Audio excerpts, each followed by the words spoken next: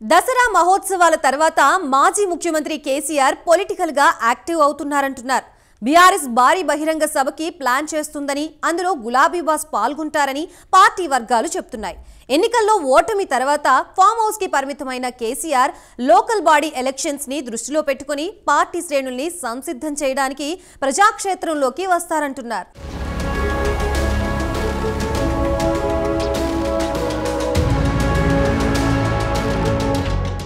ఎన్నికల ప్రచారంలో భాగంగా కాంగ్రెస్ పార్టీ వరంగల్లో రైతు డిక్లరేషన్ సభ నిర్వహించింది. ఈ సభకు రాహుల్ గాంధీ ముఖ్య అతిథిగా హాజరయ్యారు. తెలంగాణ రాష్ట్రంలో కాంగ్రెస్ పార్టీ అధికారంలోకి రాగానే రైతు రుణమాఫీ, రైతు భరోసా లాంటివి అమలు చేస్తామన్న హామీలతో కాంగ్రెస్ నేతలు రైతు డిక్లరేషన్ ప్రకటించారు. అయితే అధికారంలోకి వచ్చి 10 నెలలు అవుతున్న రైతు డిక్లరేషన్ అమలు కావడం లేదంటూ రైతు దీక్ష పేరుతో రాష్ట్ర వ్యాప్తంగా హరీష్ రావు, కేటీఆర్ సభలు, సమావేశాలు నిర్వహిస్తున్నారు. ఆ క్రమంలో దసరా తర్వాత భారీ బహిరంగ సభకు సిద్ధమయ్యింది బీఆర్ఎస్. ఈ సభకు రాష్ట్ర వ్యాప్తంగా ఉన్న రైతులందరినీ తరలించడానికి సన్నాహాలు చేస్తున్నారట.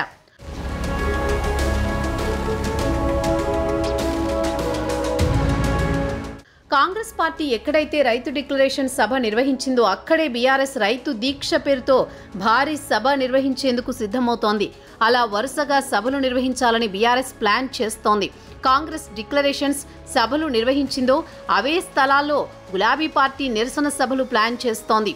ఈ సభలకు రాష్ట్ర వ్యాప్తంగా ఉన్న రైతుల్ని, నిరుద్యోగులను పెద్ద ఎత్తున తరలించేందుకు ప్లాన్ చేస్తోంది.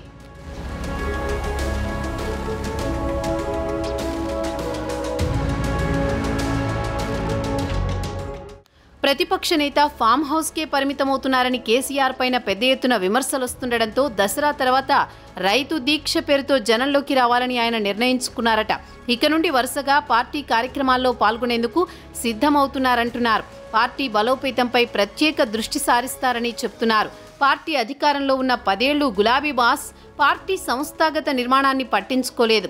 ఇప్పుడు ఆ లోటు తీర్చుకోవడానికి నూతన కమిటీలు ఏర్పాటు చేయాలని, ఈసారి అన్ని వర్గాల వారికి, ఉద్యమకారులకు ఆయా కమిటీల్లో అవకాశాలు ఇవ్వాలని భావిస్తున్నారట.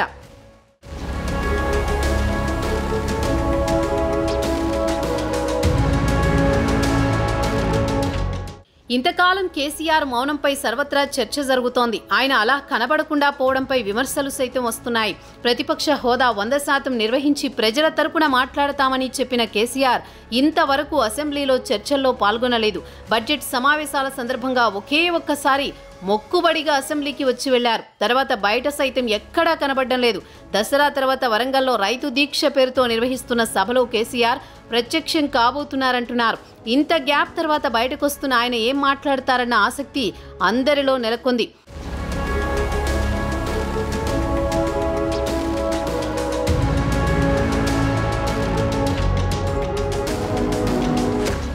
అసెంబ్లీ ఎన్నికల్లో పరాజయం పాలైన బీఆర్ఎస్కు లోక్సభ ఎన్నికల్లో మరింత పరాభవం ఎదురైంది.